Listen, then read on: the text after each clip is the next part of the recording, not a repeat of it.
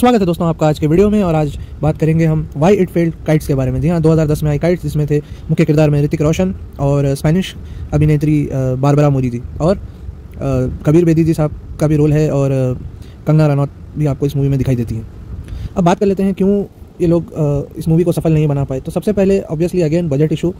उस समय 2010 के आसपास 82 करोड़ में ये मूवी बनी थी। तो आपको थोड़ा रेफरेंस पॉइंट देता हूँ मैं।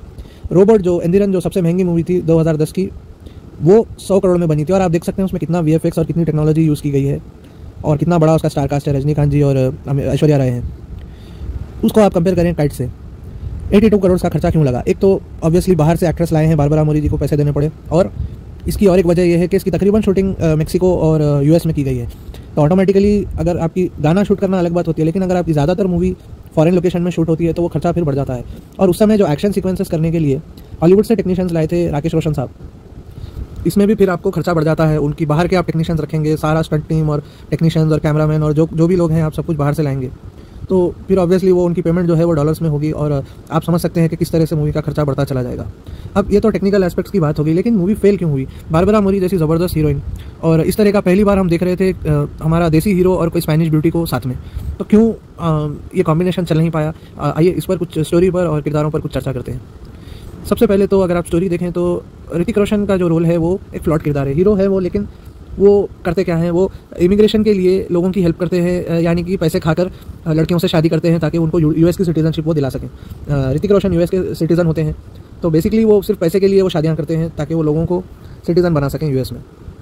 अब इसके चलते वो एक गर्लफ्रेंड, अमीर गर्लफ्रेंड बना लेते हैं, जिनका रोल किया है कंगना रनौत ने, और उनके फादर होते हैं एक बिलियनर कबीर बेदी, जिनके कैसीनोज होते हैं लास वेगस में। यहाँ पर भी आप देख रहे हैं तो आपको समझ आ रही होगी कि एक हिसाब में ऋतिक रोशन धोखा ही तो कर रहे हैं। कंगना रनौत को वो पैसे के लिए पटाते हैं, और फिर कंगना रनौत के एक भाई होते हैं जिनकी गर्लफ्रेंड होती है बारबरा मूरी, और फिर वो चीट भी करते हैं कंगना रनौत के साथ बारबरा मूरी पर, उनके साथ वो अफेयर शुरू कर देते हैं। तो मानता हूँ मैं कि कबीर बेदी और ये सब लोग क्रिमिनल्स हैं, लेकिन अगर आप देखें तो आपके हीरो और हीरोइन एक तरह से वो दोनों भी चोरी हैं। बारबरा मूरी भी ये एडमिट करती हैं कि वो भी पैसों के लिए कंगना के भाई से रिलेशन में है।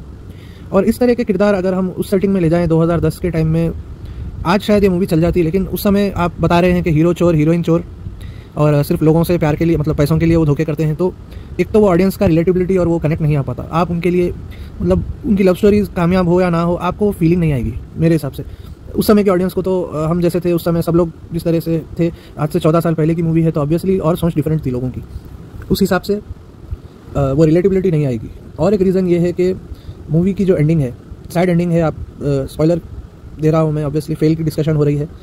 तो बारबरा मूरी की हत्या कर देते हैं कंगना के भाई, और ऋतिक रोशन उनको ढूंढते हैं, और सर्च में मूवी शुरू ही इस तरह से होती है कि ऋतिक रोशन कहीं रेगिस्तान में उनको ढूंढ रहे हैं, और वो उनका सेलफोन ऑफ हो गया है और वो कहीं पर मरे पड़े थे, इस तरह से। और लास्ट में जो एंडिंग बताई गई है, ऋतिक रोशन खुद भी सुसाइड कर लेते हैं वहीं से कूदकर, जहाँ पर उन्होंने शायद बारबरा मूरी, मुझे एग्जैक्ट याद नहीं, बारबरा मूरी के साथ रहने का फैसला किया था, या विलन ने उनको वहीं पर मारा था, पता नहीं, मुझे एग्जैक्ट स्पॉट की अहमियत मुझे याद नहीं है। तो अब देखिए, ऑलरेडी मूवी की स्टोरी ऐसी है, फिर आपने हीरोइन को भी मार दिया, ऊपर से एक और ट्रेजेडी ये कर दी कि फिर लास्ट में ऋतिक रोशन बदला लेकर सब कुछ कर फिर वो भी जाकर खुद मर जाते हैं। तो ऑब्वियसली फिर इतनी ट्रैजिक एंडिंग है, हीरो हीरोइन दोनों मरते हैं, तो मुझे लगता है फिर वो नहीं चला। आप क्योंकि ट्रेलर में जिस तरह से लोगों को रोपिन किया, आपको लगेगा कि आप एक कॉमेडी मूवी देखने के लिए जा रहे हैं, सीरियस मूवी नहीं।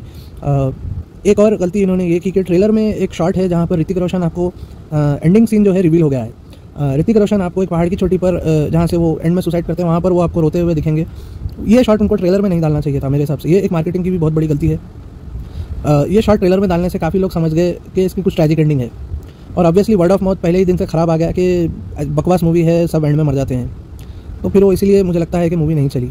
एक तो कैरेक्टर्स रिलेटेबल नहीं है, और जिस तरह से मूवी शूट की गई है, ज़्यादातर मूवी, क्योंकि बारबरा मूरी स्पेनिश है, तो ऋतिक और बारबरा के जो डायलॉग्स हैं ऑब्वियसली वो ज़्यादा से ज़्यादा वो इंग्लिश में है, क्योंकि उनकी कॉमन लैंग्वेज है कनेक्टिविटी के लिए। स्पेनिश ऋतिक रोशन को आती नहीं है, तो अब फिर एक और तबका इसकी वजह से फिर वो मूवी एंजॉय नहीं कर पाते हैं। अगर आप इतने बड़े बजट की मूवी बना रहे हैं, आप इमेजिन कीजिए कोई बहुत बड़े बजट की मूवी बन रही है और उसमें मेजॉरिटी इंग्लिश बोली जा रही है, तो हिट तो हो जाएगी मूवी, क्या वो ब्लॉकबस्टर हिट हो पाएगी? मतलब हर ऑडियंस को समझ आएगी? नहीं आ पाएगी ना। तो ये भी एक बहुत बड़ा फैक्टर था जिसकी वजह से मुझे लगता है ये मूवी बहुत बुरे तरीके से फेल हुई। तो आप कमेंट करके बताइए क्या आपको पर्सनली ये मूवी अच्छी लगी, क्या आपको लगता है इसके साथ गलत हो गया, क्या उस समय की ऑडियंस को समझ नहीं आई, आज क्या ये मूवी रिलीज़ होती तो ये हिट होती। तो इन सब बातों को ज़रूर कमेंट कीजिए। वीडियो आपको पसंद आई हो तो आगे भी देखते रहिए। वीडियो देखने के लिए धन्यवाद। Have a great day.